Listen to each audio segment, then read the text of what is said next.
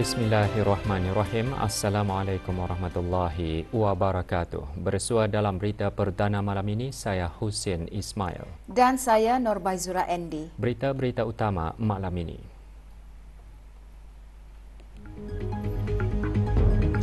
Masa depan lebih terjamin dengan perancangan persaraan yang holistik.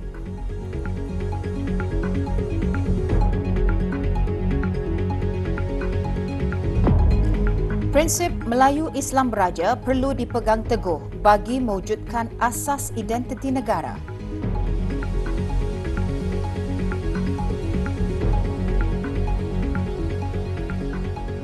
Majlis doa selamat untuk pemergian kontingen Angkatan Bersenjata Diraja Brunei ABDB yang akan menyertai Malaysian Battalion Malbat 85012 diadakan di Surau Ad-Difa Bolkiah Garrison petang tadi. Kontingen tersebut sebagai sebahagian daripada misi pengaman pasukan interim Pertubuhan Bangsa-Bangsa Bersatu di Lubnan UNIFIL.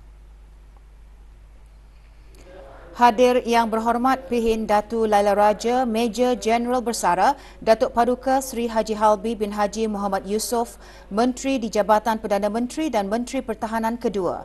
Majlis diisikan dengan tazkirah bertajuk Akhlak dalam Berjihad. Kontingen ABDB terdiri daripada 30 anggota diketuai oleh Major Pengiran Muhammad Syahir Fadilah bin Pengiran Saleh. Mereka dijadualkan berlepas ke Malaysia esok sebelum meneruskan perjalanan bersama Malbat 12 ke Lubnan.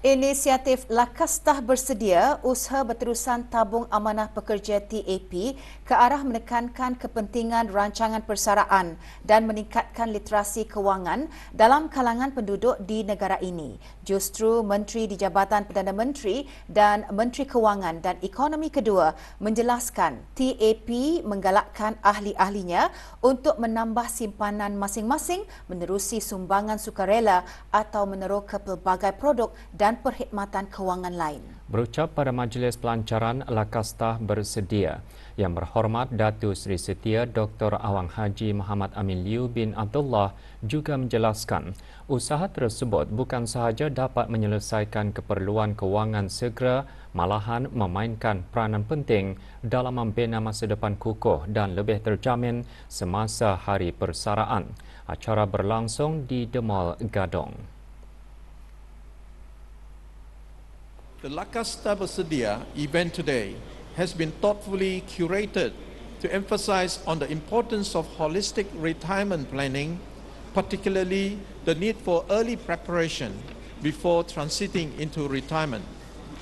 Over the next 2 days, we will explore key aspects of retirement life, focusing on financial independence, securing financial freedom. We will also discuss how to protect yourself against scams and ever important issues in today's world. Acara selama 2 hari itu termasuk inisiatif program perancangan persaraan TAP yang disasarkan kepada ahli TAP yang akan bersara dalam masa 10 ke 15 tahun akan datang. Manakala program TAPCERT ditawarkan kepada pengamal perancangan kewangan.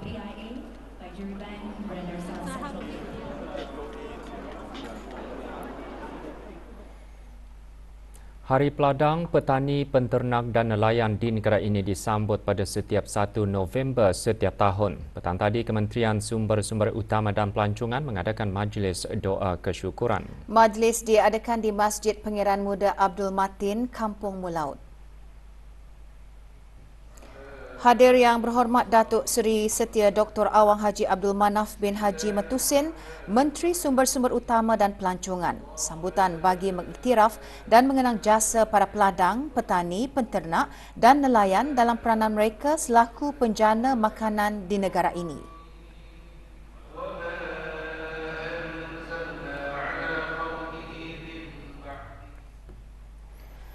Setiap peserta rancangan kapal belia Asia Tenggara dan Jepun adalah duta kecil negara yang akan membawa visi dan inspirasi untuk masa depan lebih baik, bukan sahaja untuk diri sendiri tetapi juga untuk negara. Menteri Kebudayaan Belia dan Sukan juga mengingatkan kepada para peserta untuk berpegang teguh dengan prinsip Melayu Islam Beraja yang menjadi asas identiti negara. Berucap pada Majlis Penyerahan Bendera Negara Brunei Darussalam bagi rancangan kapal belia Asia Tenggara dan Jepun ke-48 yang berhormat, Datuk Seri Setia Awang Haji Nazmi bin Haji Muhammad turut menekankan semangat berpasukan, saling menghormati dan keinginan untuk berkhidmat adalah elemen penting yang akan membawa kepada kejayaan para peserta. Majlis berlangsung di Stadium Negara Hassanah Bolkiah Brakas. Sincere hope that upon your return, you will bring back valuable knowledge, skills, and experiences, along with the renewed spirit to contribute to the progress of our country. May you become an inspiration to other youth, motivating them to be knowledgeable, morally upright, and dedicated to the nation. Majlis diteruskan dengan penyerahan bendera negara kepada ketua delegasi. Juga diselajurkan penyerahan tiket penerbangan oleh Tuan Yang Terutama Maida Toru, Duta Besar Istimewa dan Mutlak Jepun ke negara Brunei Darussalam. Rancangan kapal belia Asia Tenggara dan Jepun ke-48 akan berlangsung selama 38 hari bermula 4 November di Tokyo, Jepun.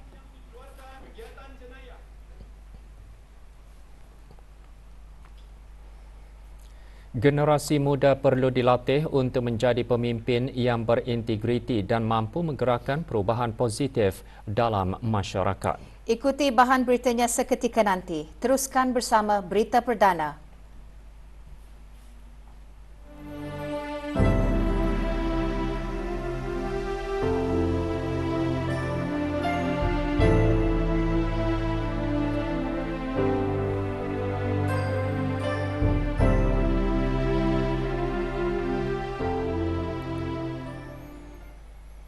Bersempena Majlis Convocation Politeknik Brunei PB ke-10, petang tadi diadakan Majlis Anugerah Cemerlang bagi 35 graduan terpilih dan 9 kaki tangan. Acara diadakan di sebuah hotel di Brakas.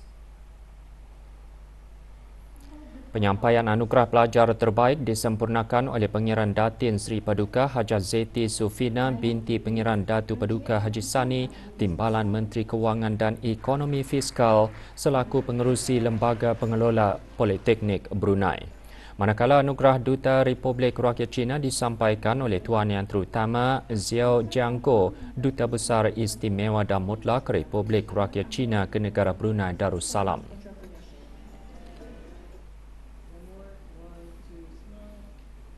Saya rasa sangat bersyukur. Perjalanannya memang mencabar selama 3 tahun ini. Membalanskan bisnes sama pelajaran memang sukar, tapi alhamdulillah akhirnya berjaya jugalah. I think it's berkat of cikgu-cikgu yang mengajar doa-doa cikgu, as well as sendiri berusaha lah awal before the exam itu. Program Jati Diri merupakan satu inisiatif yang amat penting kerana ia tidak hanya memberikan peluang kepada belia untuk meningkatkan kemahiran mereka, bahkan juga membentuk sifat-sifat kepribadian yang sangat diperlukan. Perkara itu ditekankan oleh Ahli Majlis Mesyuarat Negara pada Majlis Penutupan Program Jati Diri bagi Kohort 7. Majlis berlangsung pagi tadi di Kem Latihan Program Khidmat Bakti Negara PKBN. Yang Berhormat Dayang Chong Chen Yi juga mengongsikan generasi muda perlu dilatih untuk menjadi pemimpin yang berintegriti, berwawasan, bertanggungjawab dan mampu menggerakkan perubahan positif dalam masyarakat. 50 pelatih terdiri daripada pelajar iSkill Kohort 7 di Institut Pendidikan Teknikal Brunei IBTE termasuk 10 alumni PKBN menamatkan latihan. Masa masuk sini, of course ada mengalih lah. Tapi berbaloi, semua di sini pelajarannya sama, taklimat-taklimat yang kena bari dapat digunakan di luar sana saja untuk mempersiapkan dirilah. Dapat mendisiplinkan diri, lebih kuat lagi, berdikari lagi sendiri, tidak ada pertolongan orang lain, semua sekali membuat sendirilah. Perasaan happy sama excited je dapat pengalaman baru yang pernah dibuat di luar. Sebagai pendedahan dan pengetahuan asas kepada penduduk kampung bagi menanamkan sikap sentiasa bersedia dalam menghadapi risiko bahaya kebakaran, pagi tadi diadakan taklimat Lifesaver 995. Dianjurkan oleh Majlis Perundingan Mukim dan Kampung Daerah Temburong dengan kerjasama Jabatan Bomba dan Penyelamat Cawangan Operasi G Daerah Temburong, taklimat berlangsung di Kompleks Dewan Kemasyarakatan Mukim Bangar. Hadir yang berhormat Haji Awan Sulaiman bin Haji Nasir, Ahli Majlis Mesyuarat Negara. Taklimat memfokuskan kepada penduduk kampung, terutama mereka yang tinggal di rumah panjang dan kawasan pedalaman. Juga diadakan demonstrasi dan langkah memadamkan kebakaran serta penyerahan poster keselamatan.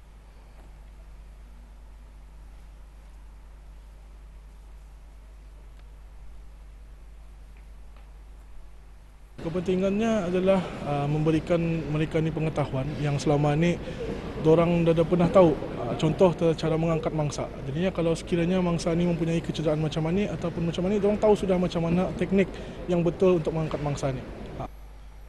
19 peserta kursus asas pemandu pelancong kali ke-15 yang dikendalikan bersama Jabatan Kemajuan Pelancongan dan Kolej Perniagaan Laksmana menerima sijil masing-masing.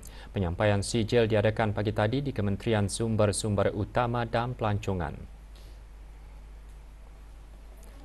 Penyampaian sijil disempurnakan oleh Dayang Hajah Tutiyati binti Haji Awang Haji Abdul Wahab, Setiausaha Tetap Kementerian Sumber-Sumber Utama dan Pelancongan.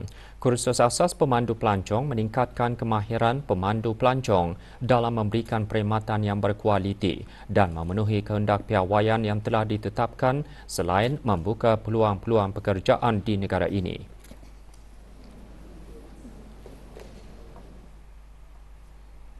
Sebagai forum, program dan permainan diadakan sepanjang berlangsungnya Expo Bina Brunei 2024 di sebuah pusat membeli belah di Brakas. Dibuka bagi kunjungan orang ramai sehingga Sabtu ini, Expo hari ini diisikan dengan forum pembinaan mampan yang disampaikan oleh panel profesional dan berpengalaman. Forum antara lain menyentuh tentang pemilihan sumber boleh diperbarui untuk pembinaan yang menyokong kepelbagaian biologi dan mengurangkan pengekstrakan sumber bagi masa depan lebih mampan. Juga dijelaskan situasi semasa penggunaan elektrik dan implikasinya di negara Brunei Darussalam.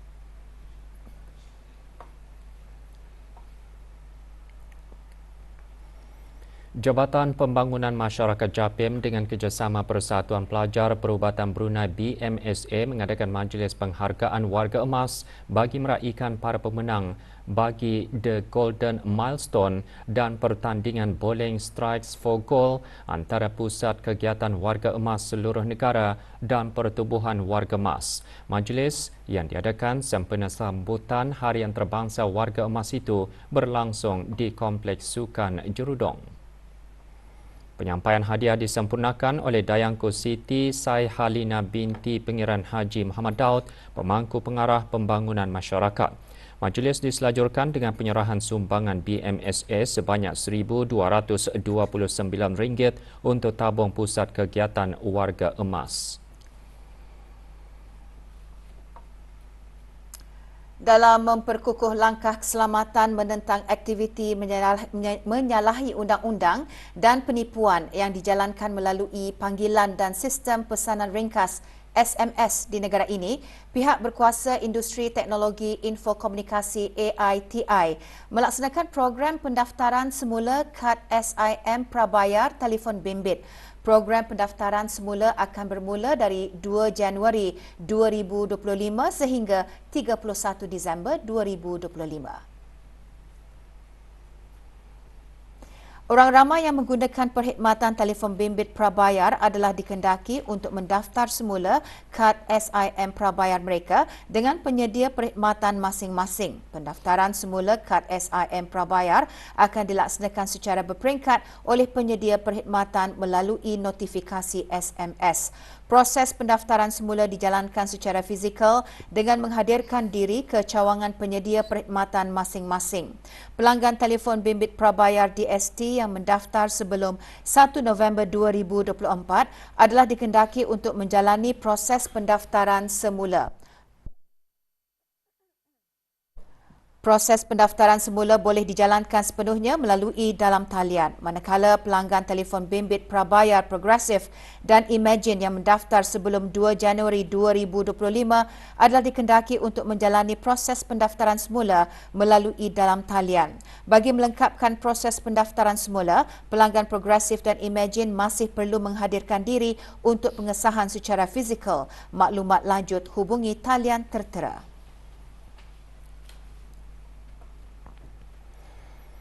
Syarikat Penerbangan Diraja Brunei RB menerima anugerah Syarikat Penerbangan Utama 4 Bintang daripada Passenger Experience Association Apex. Penyampaian anugerah tersebut berlangsung kemarin di California, Amerika Syarikat.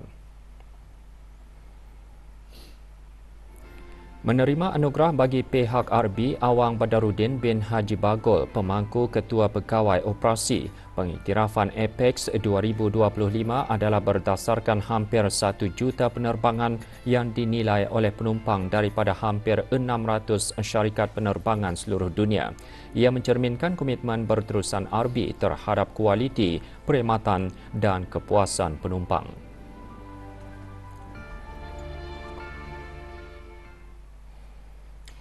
Tiga warga negara tempatan dihadapkan ke Mahkamah Magistrate Kuala Belait atas kesalahan di bawah Perintah Eksais 2006.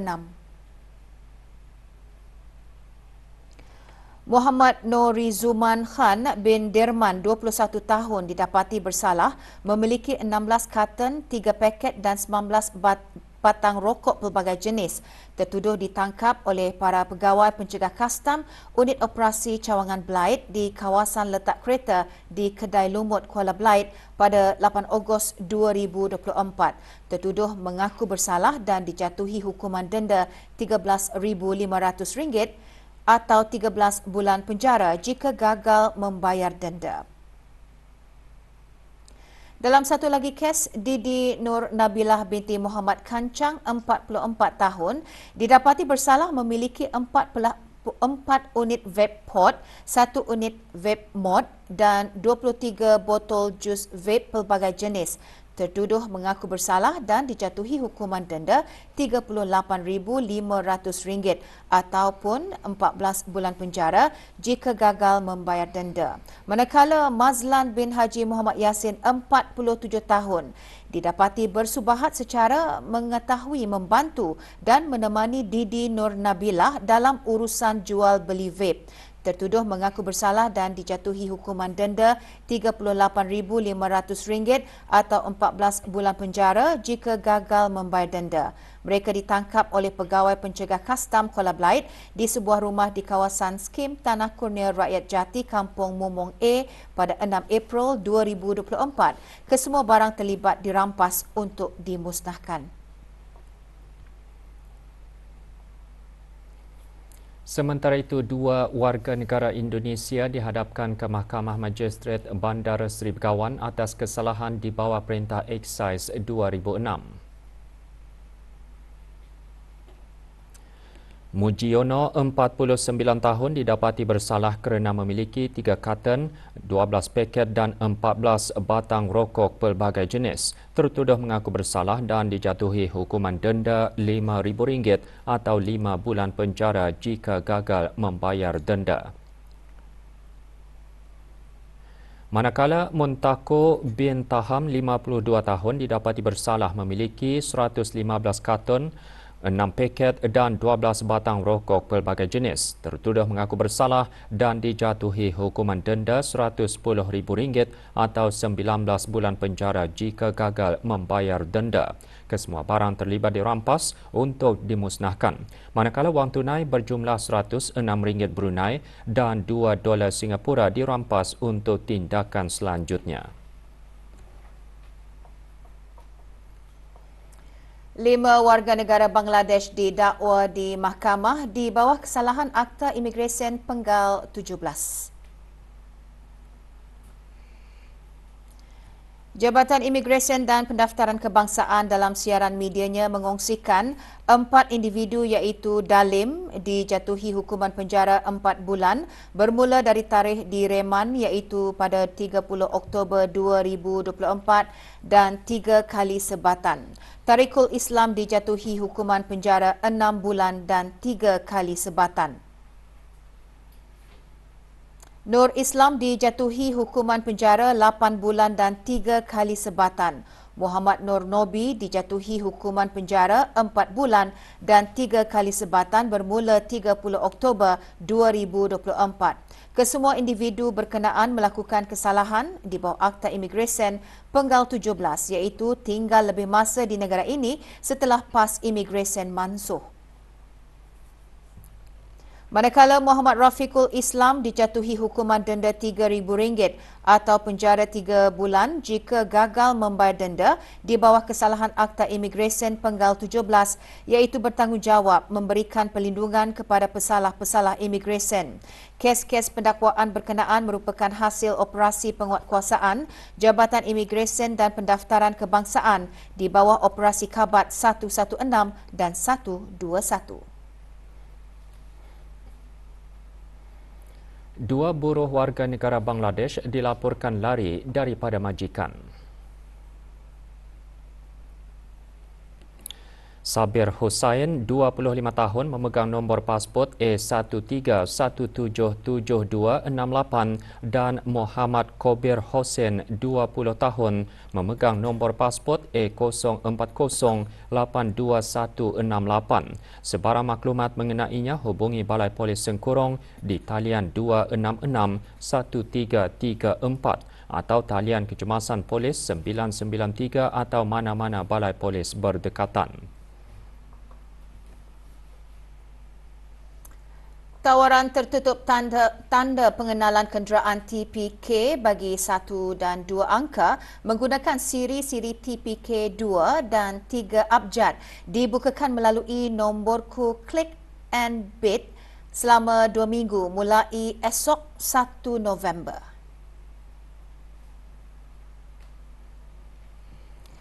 Jabatan Pengangkutan Darat dalam siaran medianya mengongsikan penyertaan kepada tawaran tertutup tersebut akan dilaksanakan melalui laman sesawang nomborku. Bagi keterangan lanjut, layari laman sesawang www.nomborku.gov.bn. Hubungi JPD semasa waktu pejabat atau email ke hello@jpd.gov.bn. Orang ramai juga boleh melayari laman sesawang dan Instagram JPD bagi maklumat lanjut. Separuh jalan di Jalan Masjid Salam Bigar, Kampung Sungai Orok, Mukim Brakasbi, Hala Masjid Lambak Kanan ditutup sementara bermula hari ini.